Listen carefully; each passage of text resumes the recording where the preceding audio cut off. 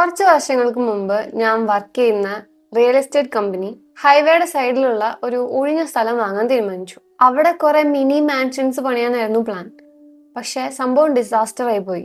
അവരെല്ലാ വീടുകൾക്കും നല്ല പേർലി വൈറ്റ് പെയിന്റ് അടിച്ചിട്ട് ജനലിനും വാതിലിനൊക്കെ ചാർക്കോൾ ബ്ലാക്ക് പെയിന്റ് കൊടുത്തു. അപ്പൊ അത് കാണാൻ ഒരു പുഴുപ്പല്ലുകൾ പോലെയായി. ആ വീടുകൾ ഓരോന്നും ഓരോ വല്ലാത്ത ആംഗിളിലായിരുന്നു പണിതിട്ടുണ്ടായിരുന്നത്. അതുകൊണ്ട് തന്നെ ആ സ്ഥലം മൊത്തത്തിൽ ഒന്ന് കണ്ടു കഴിഞ്ഞാൽ പല്ലിന്റെ അസുഖങ്ങൾ കാണിക്കുന്ന ഒരു ബിസാർ മോഡേൺ ആർട്ട് വർക്ക് പോലെ ഉണ്ടായിരുന്നു. ഈ സ്റ്റാർലൈറ്റ് എസ്റ്റേറ്റ് കാണാൻ അത്രയ്ക്ക് ബോറും വൃത്തികേടായതുകൊണ്ട് ആർക്കും അവിടെ താമസിക്കാനും താല്പര്യമില്ലായിരുന്നു. പക്ഷെ ആ പുറത്തുള്ള ഭാഗം ഒന്ന് മാറ്റി വെച്ച് ഉള്ളിലെ സൗകര്യങ്ങൾ നോക്കുകയാണെങ്കിൽ അത് നമുക്ക് വലിയ ലാഭമുള്ള ഒരു കാര്യമാണ്. ഞങ്ങൾ കുറച്ച് വീടൊക്കെ വിറ്റു. അതിൽ മിക്കതും ഈ ലാൻഡ് ലോഡ്സ് ആണ് വാങ്ങിയത്. പക്ഷെ ഞങ്ങൾ വിചാരിച്ച പോലെ വലിയ പണക്കാരായ ഫാമിലീസിനൊന്നും കിട്ടിയില്ല. അതിലുള്ള ഹൗസ് നമ്പർ 8 ആരും ഇതുവരെ വാങ്ങിയിട്ടില്ല. പണിതിട്ട് 7 വർഷമായി. എന്നിട്ട് പോലും ഒരാൾ പോലും വാടകയ്ക്ക് പോലും അത് വാങ്ങിയിട്ടില്ല. എത്ര ശ്രമിച്ചാലും അത് ആരെ കൊണ്ടും വാങ്ങിപ്പിക്കാനും പറ്റില്ല. ഞങ്ങൾ തമാശക്ക് പറയായിരുന്നു ആ വീട് ഷാബുള്ളതാണെന്നും അവിടെ ശ്മശാനം ഉണ്ടായിരുന്നു എന്നൊക്കെ. അങ്ങനെ അവസാനം ഈ ഹൗസ് നമ്പർ 8 വിൽക്കുക എന്നത് ഞങ്ങളുടെ ഒരു വാശിയായി മാറി. എന്റെ കൂടെ വർക്ക് ചെയ്യുന്ന ആൻഡ്രു ആയിരുന്നു ആ വീട് അവസാനമായിട്ട് വിൽക്കാൻ നോക്കിയത്. ആൻഡ്രു എന്തും വിൽക്കാൻ കഴിവുള്ള ഒരു ബ്രോക്കർ ആണെന്നാണ് എല്ലാരും പറയാ. അയാളുടെ സെയിൽസ് റേറ്റ് ഒക്കെ കൂടുതലാണെങ്കിലും അയാൾക്ക് എങ്ങനെ ഇത്ര പോപ്പുലാരിറ്റി കിട്ടിയെന്ന് എനിക്ക് മനസ്സിലായിട്ടില്ല. അയാൾക്ക് നല്ല പ്രായമായിട്ടുണ്ടെങ്കിലും ഇപ്പോഴും 30 വയസ്സ് തോന്നിക്കാൻ വേണ്ടി മുഖത്ത് കുറെ ബോട്ടോക്സ് ഒക്കെ ചെയ്തിട്ടുണ്ട്. പിന്നെ തലയിൽ നിറച്ച് ജെല്ലും പിന്നെ കൊളോണ്ട ഭയങ്കര സ്മെല്ലും. എനിക്ക് അയാളെ കാണുമ്പോൾ തന്നെ ഒരുമാതിരി സ്ലൈമി ആയിട്ടാണ് തോന്നാറുള്ളത്. അയാൾ ഭയങ്കര ഉഷാറായിട്ടാണ് ഈ ഹൗസ് നമ്പർ 8 വിൽക്കാൻ വേണ്ടി ഇറങ്ങിയത്. കുറച്ച് ദിവസം കഴിഞ്ഞ് ഓഫീസിൽ വന്നിട്ട് അയാൾക്കൊരു ബയ്യറെ കിട്ടിയെന്ന് ഭയങ്കര കാര്യമായിട്ട് വന്ന് പറഞ്ഞു. പക്ഷെ പിന്നീട് നമ്മൾ കേൾക്കുന്നത് ആ ബയ്യർ കുറച്ച് കഴിഞ്ഞപ്പോൾ തന്നെ ആ ഡീല് വേണ്ടാന്ന് വെച്ച് വന്നതാ. അതും പ്രത്യേകിച്ച് കാരണമൊന്നും ഇല്ലാതെ. അത് ആൻഡ്രൂവിനെ വല്ലാതെ ബാധിച്ചു. എന്തുകൊണ്ടാണ് അയാൾ അത് അത്രയും പേഴ്സണലായി എടുത്തതെന്ന് എനിക്കറിയില്ല. പക്ഷെ 20 വർഷം ഞങ്ങളുടെ നമ്പർ 1 സെല്ലറായ അയാള് ജോലി രാജിവെച്ച് പോയി. എന്തായാലും എനിക്ക് അതിൽ സന്തോഷം ഉണ്ടായിരുന്നുള്ളൂ. കാരണം എനിക്കൊരു അംഗീകാരം കിട്ടാൻ അതൊരു അവസരമായിരുന്നു. എൻ്റെ സെയിൽസ് റേറ്റ് അത്യാവശ്യം കൂടി വന്നു. അങ്ങനെ ഒടുവിൽ നമ്പർ 8 വിൽക്കാൻ എന്നെ ഏൽപ്പിച്ചു. എനിക്ക് നല്ല ആത്മവിശ്വാസം ഉണ്ടായിരുന്നു. ആൻഡ്രൂ നോക്കിയിട്ട് ഇപ്പോൾ ഒരു വർഷം ആയതുകൊണ്ട് വീടൊന്ന് ക്ലീൻ ചെയ്യാൻ വേണ്ടി വരുമെന്ന് ഞാൻ കരുതി. സാധാരണ ഒഴിഞ്ഞു കിടക്കുന്ന വീടുകൾ ക്ലീൻ ചെയ്യാൻ ആളുകളെ വിടാറുണ്ട്. പക്ഷെ നമ്പർ 8 കുറേ കാലമായി ഒഴിഞ്ഞു കിടക്കുന്നത് കൊണ്ട് അവരധികം അങ്ങോട്ട് ശ്രദ്ധിക്കാറില്ല. ഞാൻ സ്റ്റാർലൈറ്റ് എസ്റ്റേറ്റ് പോയിട്ട് കുറേ കാലമായി. പണ്ട് കണ്ടതിനേക്കാൾ ഭംഗി ഉണ്ടാവുമെന്ന് ഞാൻ വെറുതെ മോഹിച്ചു. സത്യം പറഞ്ഞാൽ അത് പഴയതിനേക്കാൾ മോശമായിട്ടുണ്ട്. ഇപ്പോഴും ആ ചീഞ്ഞ പല്ലുകൾ നിറഞ്ഞ ഉണങ്ങിയ വായ പോലെ തന്നെയുണ്ട്. പക്ഷെ എന്നെ വല്ലാതെ പേടിപ്പിച്ചത് അവിടുത്തെ ഒരു വിജനതയാണ്.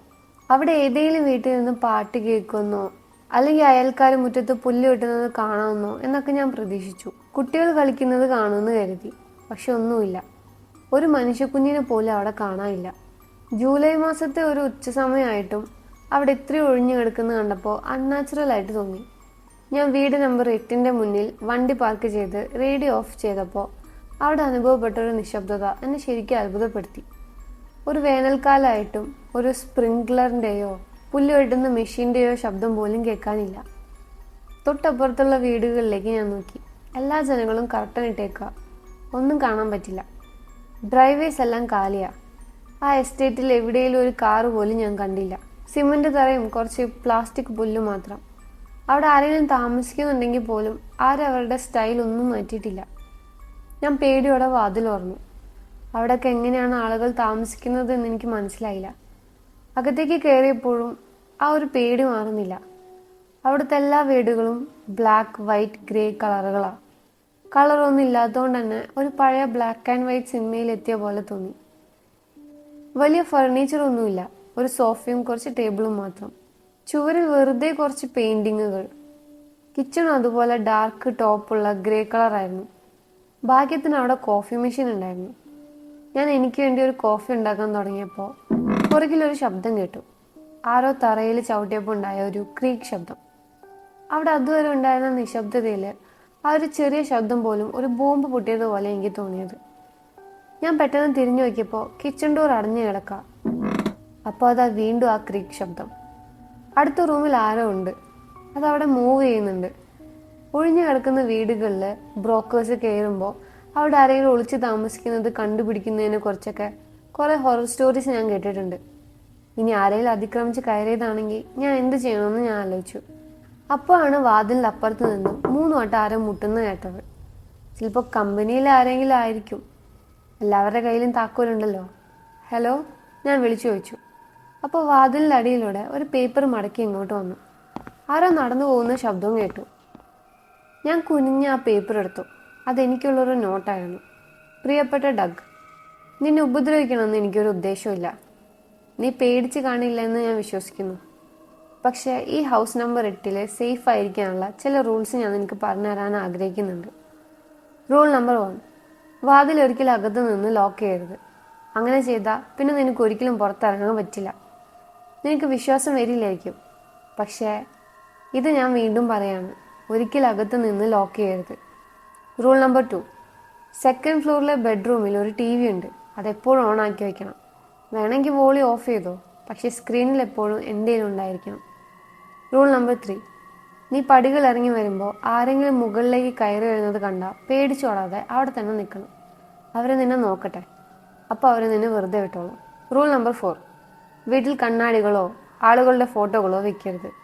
5, എല്ലാ ജനലുകളുടെയും ഷട്ടർ താഴ്ത്തി തന്നെ വെക്കണം. റൂൾ നമ്പർ 6, വീട്ടിൽ ഗ്ലാസ് കൊണ്ട് ഉണ്ടാക്കിയ ഒരു സാധനങ്ങളും വെക്കരുത്. ഇത് വല്ലാത്തൊരു ഏർപ്പാടായിപ്പോയി. ഞാനാണല്ലോ ഈ ശപിക്കപ്പെട്ട വീട് വിൽക്കാൻ ഇറങ്ങിയിരിക്കുന്നത്.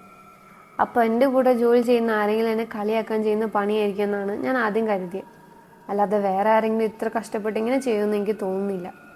പക്ഷെ ആ ലിസ്റ്റ് കണ്ടപ്പോൾ എനിക്കെന്തോ ഒരു വല്ലായിക. അതെല്ലാം വെറും വിഡ്ഢിത്തമാണെന്ന് അറിയാമെങ്കിലും അതനുസരിച്ചില്ലെങ്കിൽ എന്തോ ആപത്ത് സംഭവിക്കുമെന്ന് എനിക്ക് തോന്നി. ജനലിലെ ഷട്ടറുകൾ നേരത്തെ തന്നെ താഴ്ത്തി വെച്ചതാ. കണ്ണാടിയോ ഗ്ലാസ്സോ കൊണ്ടുവരാൻ എനിക്ക് പ്ലാനും ഇല്ല. പിന്നെ വാതിൽ ലോക്ക് ചെയ്യുന്ന കാര്യം, അത് ചെയ്ത് ഇവിടെ കുടുങ്ങിപ്പോകുമെന്ന ആലോചന വന്നപ്പോൾ തന്നെ എനിക്കൊരുമാതിരി നോഷ്യസ് ആയി തോന്നി. അതുകൊണ്ട് ഞാൻ ആ റിസ്ക് എടുക്കാൻ നിന്നില്ല. ഈ എസ്റ്റേറ്റിലെ എല്ലാ വീടുകളിലും ബെഡ്റൂമിൽ ഒരു ചെറിയ TV വെക്കാറുണ്ട്. അത് ഓഫ് ചെയ്യാൻ തന്നെയായിരുന്നു എൻ്റെ തീരുമാനം. വെറുതെ ഇലക്ട്രിസിറ്റി വേസ്റ്റ് ആക്കണ്ടല്ലോ. പക്ഷെ ഞാൻ ആ ബെഡ്റൂമിൽ പോയി നോക്കിയപ്പോൾ കണ്ടത് ഒരു പഴയ CCTV ഫൂട്ടേജാണ്. കിച്ചണിലെ ദൃശ്യമാണ് അതിൽ. സൈഡിൽ റൂം 2 എന്ന് എഴുതിയിട്ടുണ്ട്.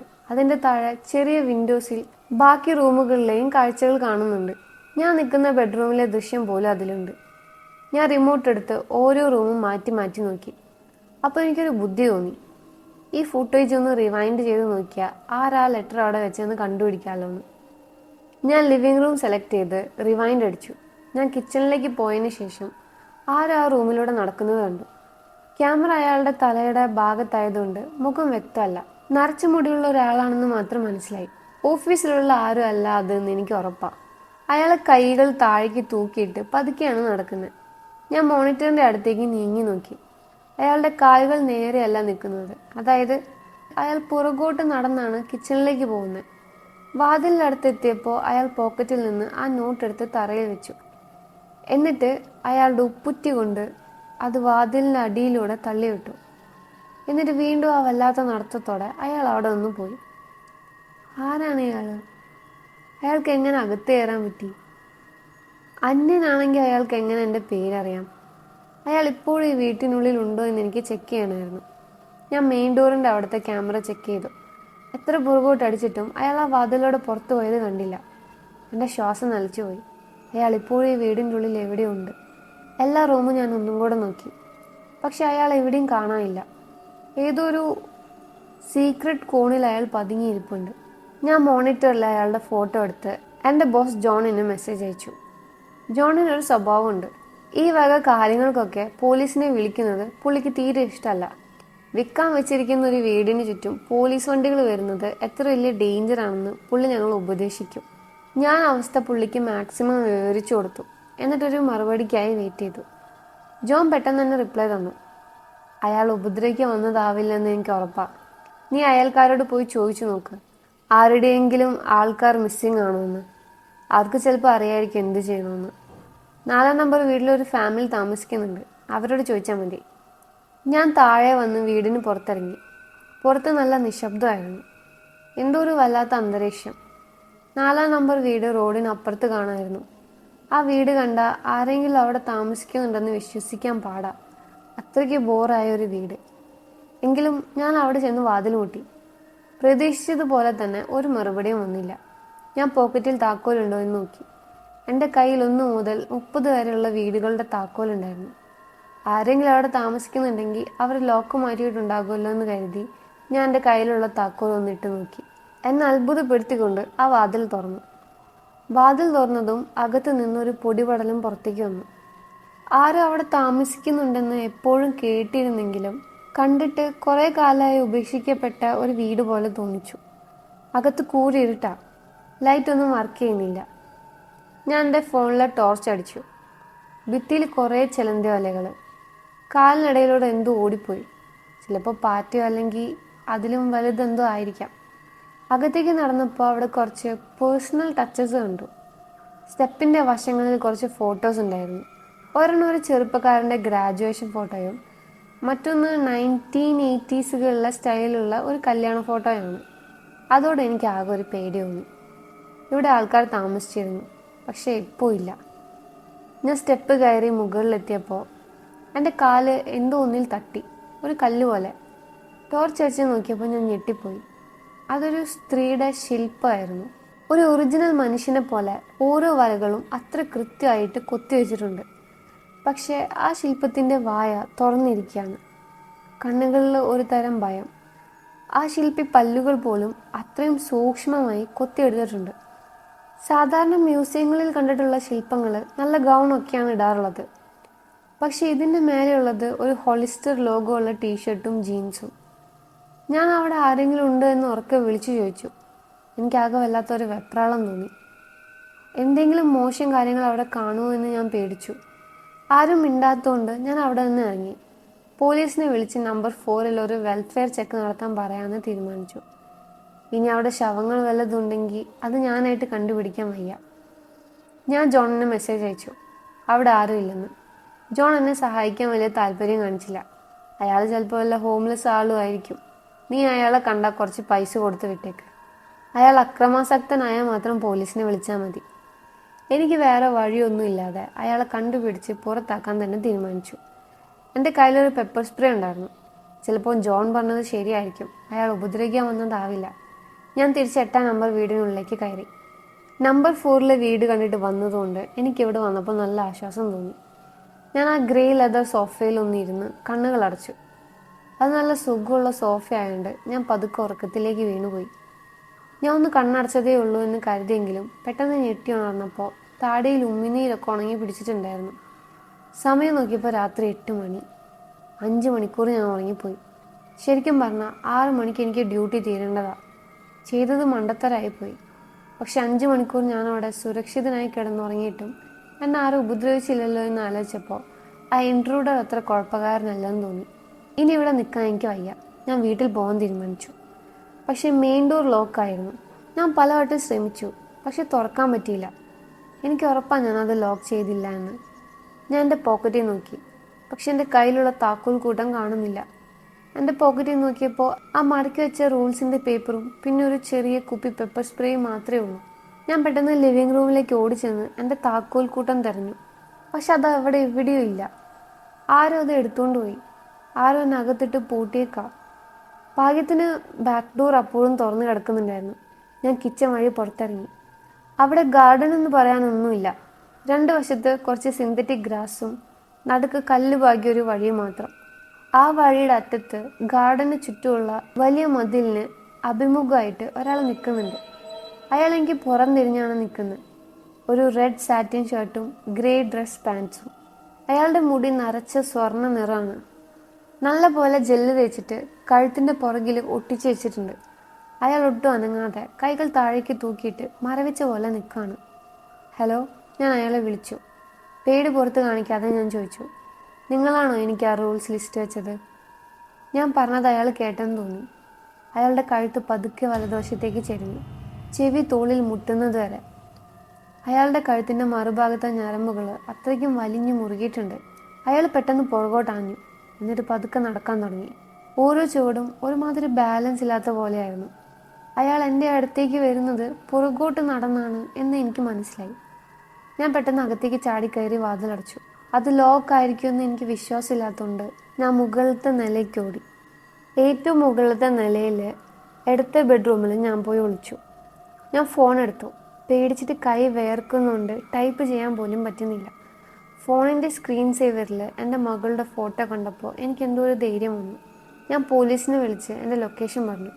ആരോ വീട്ടിൽ അതിക്രമിച്ച് കയറിയ കാര്യം പറഞ്ഞപ്പോൾ അവർക്ക് അത്ര വലിയ താല്പര്യമില്ലാത്ത പോലെ തോന്നി. അവർക്ക് അത്ര ദൂരം ഈ സ്റ്റാർലൈറ്റ് എസ്റ്റേറ്റ്സ് വരെ വരാൻ മടിയുള്ളതുപോലെ. ഒരു ഓഫീസർ എത്താൻ 1 മണിക്കൂർ എടുക്കുമെന്ന് അവർ പറഞ്ഞു.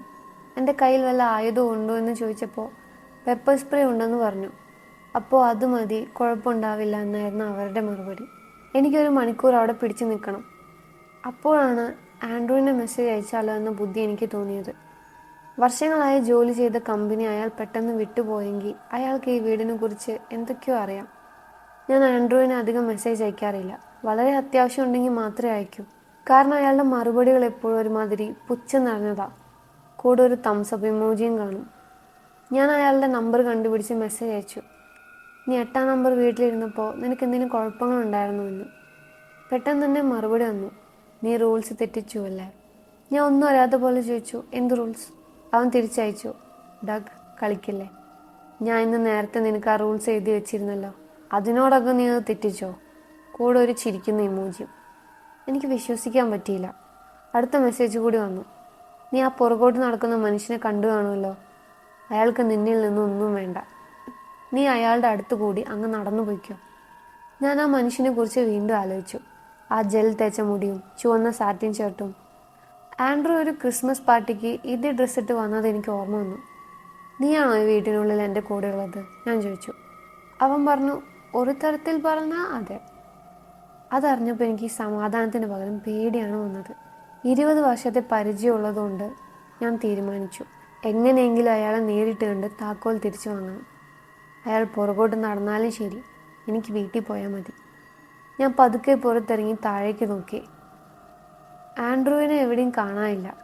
താഴെ എവിടെയെങ്കിലും ഒളിച്ചിരിക്കുന്നതാവാം. ആൻഡ്രൂ, ഞാൻ വിളിച്ചു. മതി, നിർത്ത്. നമ്മൾ കുറേ കാലമായി കൂടെ വർക്ക് ചെയ്യുന്നവരല്ലേ. നീ ഒന്ന് മുകളിൽ വാ, നമുക്ക് സംസാരിക്കാം. ഒരു മറുപടിയുമില്ല. താഴെ പടികളിൽ ആരോ ചവിട്ടുന്ന ശബ്ദം കേട്ടു. ഓരോ ശബ്ദവും വളരെ സാവധാനമാണ്. ഒരു ശബ്ദം കേട്ടാൽ അടുത്തത് കേൾക്കാൻ ഏകദേശം 1 മിനിറ്റ് എടുക്കും. വേറെ വഴിയൊന്നും ഇല്ലാതെ ഞാൻ പോക്കറ്റിലെ റൂൾസ് വീണ്ടും എടുത്തു നോക്കി. അതിൽ പറയുന്നത് ആരെങ്കിലും പിന്തുടരുന്നുണ്ടെങ്കിൽ താഴേക്ക് ചെന്ന് അവരെ നേരിടണമെന്നാണ്. ഇതെന്ത് വല്ലാത്ത റൂളാ, ഇതെന്നെ എങ്ങനെ സഹായിക്കാനാണ്?